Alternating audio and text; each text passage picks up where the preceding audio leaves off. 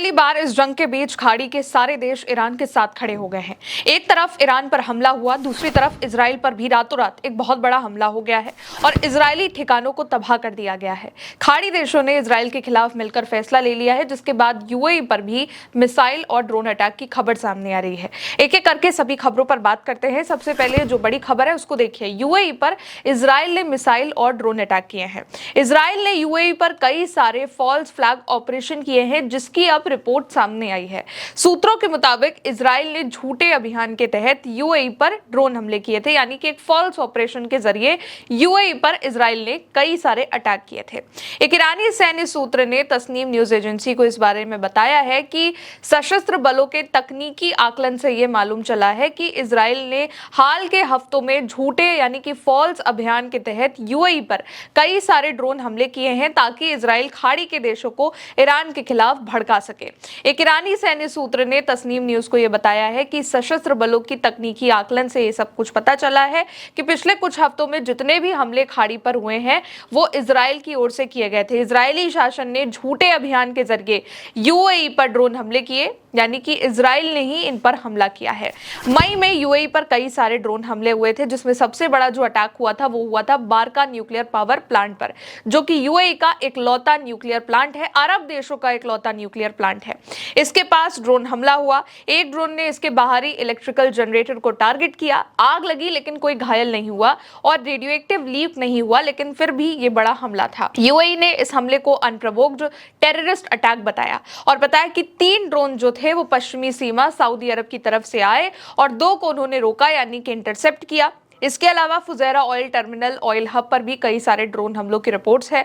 अब ईरानी military source का ये कहना है कि ये जो हमले हैं वो इजराइल ने किए हैं, ईरान ने नहीं किए, और इसका जो मकसद है वो यूएई को भड़काना था, ताकि यूएई इजराइल यूएस के साथ मिलकर ईरान के खिलाफ और आक्रामक हो जाए, क्योंकि जंग के बीच इजराइल ने यूएई को ही आयरन डोम सिस्टम भी भेजे थे ईरान के हमले से बचने के लिए। लेकिन अब यूएई पर जो हमला हुआ है उसकी टेक्निकल फाइंडिंग्स यानी कि तकनीकी जांच से इस बारे में मालूम चल गया है कि ड्रोन इजरायली था और ईरान ने इसको फॉल्स फ्लैग बताया है, यानी कि इजराइल ने हमला करके ईरान पर इल्जाम लगाने की कोशिश करी है। ये अब तक की सबसे बड़ी रिपोर्ट है। लेकिन अब खाड़ी के जो देश हैं वो ईरान के साथ हो चुके हैं। दोस्तों, रात को अचानक अमेरिका ने ईरान पर 200 मिसाइलों को लॉन्च किया, ऐसी खबर आ रही है।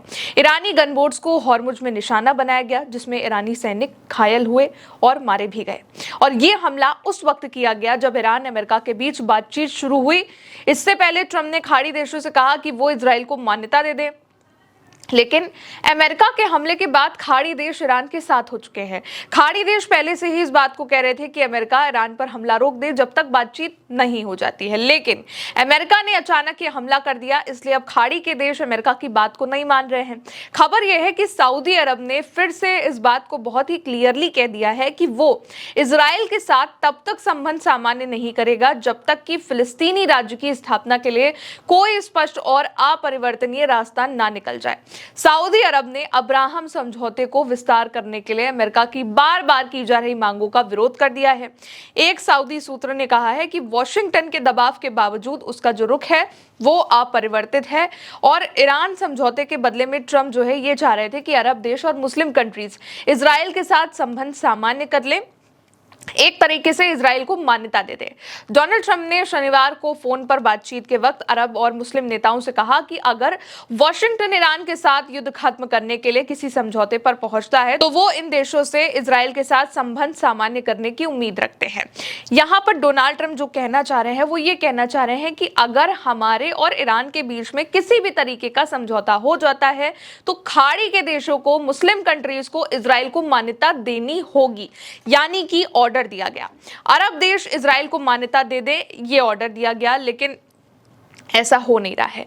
अमेरिकी अधिकारियों के हवाले से एक्सपीओस की एक रिपोर्ट के मुताबिक ट्रंप ने खुले तौर पर उन देशों से आग्रह किया कि जिसके वर्तमान में यरूशलेम से कोई संबंध नहीं है, जो इजराइल के कोऑर्डिनेशन में नहीं है, कॉन्टैक्ट्स में नहीं है, वो इजराइल से संबंध बना ले और उसको मान्यता दे दें।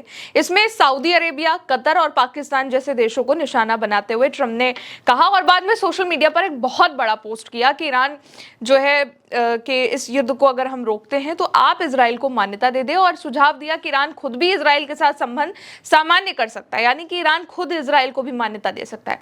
हालांकि फोन पर जो उनकी शुरुआती मांगे हैं उस पर जितने भी आसपास के क्षेत्रीय नेताओं हैं उन्होंने किसी भी तरीके से चुप्पी साध ली और कोई जवाब नहीं दिया, क्योंकि इनमें से ज्यादातर देश इजराइल के खिलाफ है।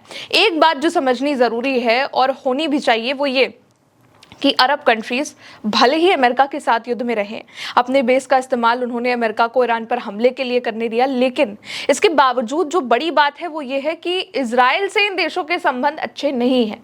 इसलिए अब तक खाड़ी के किसी भी देश ने इजराइल को मान्यता दी नहीं है और ना ही इजराइल को मान्यता देने के पक्ष में है, यानी कि ईरान के साथ हैं।